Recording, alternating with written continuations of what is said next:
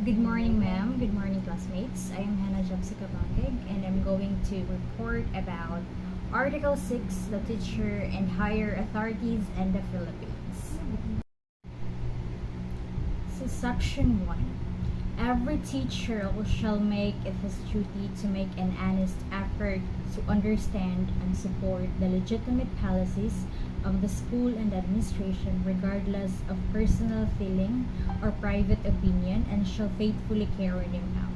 So, once there is a rules in school administration, okay, you need to faithfully follow the rules. For example, you are applying work as a teacher, tapos dito ka nag-apply sa Catholic school, tapos kining Catholic school kay naa sila yung mga activities which like aning religious activities, tapos ikaw nga teacher kay dili Catholic. So the best nimong buhaton kay you need to follow their rules and policies. You need to support and faithfully carry them out kay dito mo ka nag-apply. At first, before ka nag-apply, you know that there are Catholic school and ikaw kay dili, but nag-apply gihapon ka o padayon. So you don't have the rights para dili mo follow sa ilahang rules. Then, Section 2. A teacher shall not make any false accusations or changes against superiors, especially under anonymity. However, if there are valid charges, he should present such under oath to competent authority. So, once nga kabalo ka nga na mali yung superior and you have those evidences, dapat magreklamo ka, and it is not allowed na magreklamo ka nga ang imong gitago ang name sa imong reklamo and you're doing it anonymously.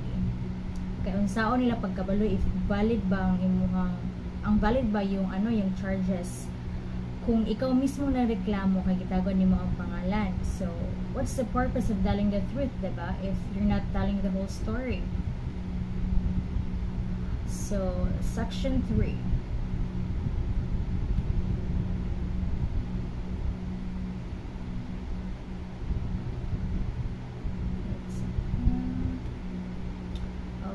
Section 3 is, a teacher shall transact all official business through channels except when special conditions warrant a different procedure, such as when special conditions are advocated but are opposed by immediate superiors, in which case the teacher shall appeal directly to the appropriate higher authority. So, kanina kaya tago dyan siya usahay. So, pag mag-complain ka or mag-report ka of problems, bawal dyan ka magdiretso sa DepEd Secretary. Of course, there is a basic steps and you need to follow it. So, the first one. So, kanina nagtabo dyan siya sometimes. So, pag mag-complain ka or mag-report ka og mga problems, bawal jud ka mo diretso sa DepEd Secretary or sa higher yun. You should start in basic. So, mag-start ka sa basic, which is you will make a letter or sulat. Then, isubmit ni mo ang imong letter sa coordinator. After the coordinator is in the principal. After sa principal is, that particular principal is siya ang magdala dito sa division superior. And then kining division superintendent kay siya na pud magpasa kay regional director. Then kining si regional director mao ni ang magsubmit dito kay DepEd Secretary. So that is the correct sequence. If naaki reklamo, dili kay mo diretso sa pinakataas. It has a basic rules. So Section 4.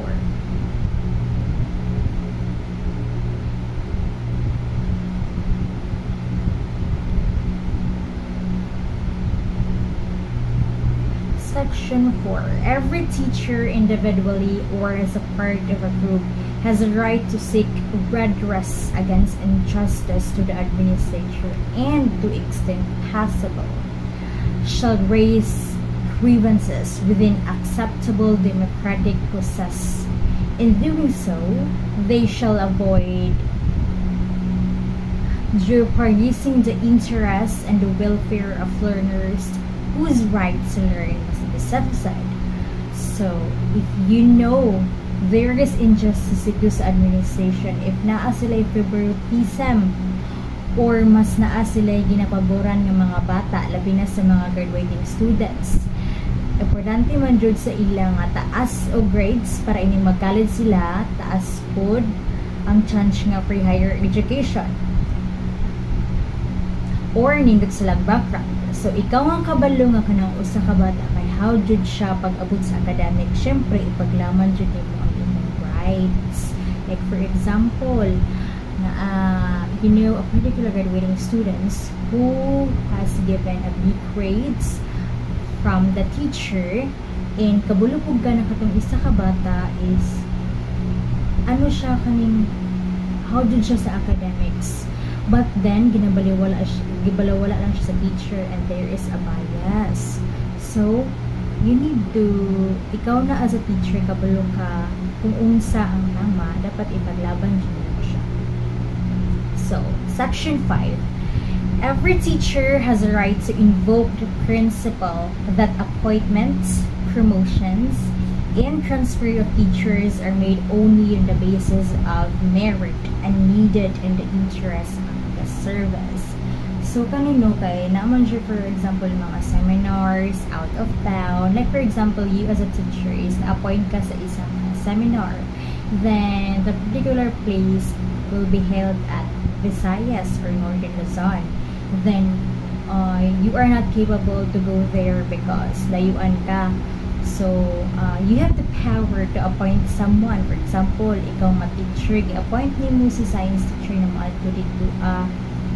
Kumbaga, siya na lang ang naging representative for you. Siya ang substitute. So pwede din mo siya buhaton na. So Article 6, a teacher who accepts a position assures a contractual obligation to live up to his contract, assuming full knowledge of employment, terms, and conditions. So, syempre, if mag-apply ka work, dili jud ka basta-basta magpirma og mga kontrata dira or unsa ba, need jud nimo siya basahon, and you should have full knowledge dito sa mga terms of conditions. Knowledgeable enough ka, need you, before ka mag-sign of isa ka papers, you need all to understand and comprehend kung unsay nakabutang dito. Dili kay pirma lang ka kaya nakabutang dito na signature over printed name, pirmahan din mo dito without knowing kung unsay nakabutang dito. So, you really need to read it before ka mag-sign.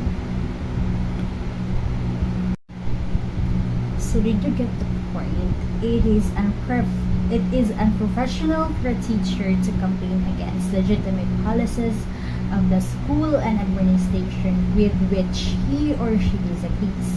In contrast, the professional thing to do is to support the legitimate policies, even though, as a professional teacher, one is personally against it. One must exert effort to understand the wisdom of the policies of the administration. In the first place, they may not have become policies if they are not for the good of the teachers. It is like unprofessional to file charges against superiors under covering or anonymity if there is truth in the charges filed against superiors. One should not be afraid to come into the open. The truth shall set you free. So, it is very unprofessional sa teacher na dili mo follow sa rules. Diba? You get the point? Teacher ka, pero ikaw mismo nagpakita as a role model to your students na dili ka nag-follow sa rules. So, for example, a teacher adore one of her students, then that particular teacher is making a bias na he's giving a big grades to that particular student. Tapos, the worst is, ang teacher is nangyab na kay student. Nangyab na ka student sa teacher. Then, in school is, they have a, kumbaga, mga chancing ba? then you as a teacher, kana na teacher mismo nakabalo siya na bawal jud na, and he knows the consequences, and the child is just, let's say, 17 years old, so dili pa at legal age, so grabe kada ko ang issue if ingana jud. So ang teacher, according to the law, is ang teacher is muak siya as a second parent of the students, as in second parent, and then ang second parent mo lang yung magbuta lang yung relationship sa ka-student niya, underage pa din, so that is very unfortunate. So even that particular teacher disagree, it is a policy law that he must follow. Bisan pag disagree ka dira or wa ka nakauyon sa policies administration, who are you? Unsa ka para mo reklamo ana? You as a professional teacher, yes, you may be a professional teacher, you have the rights.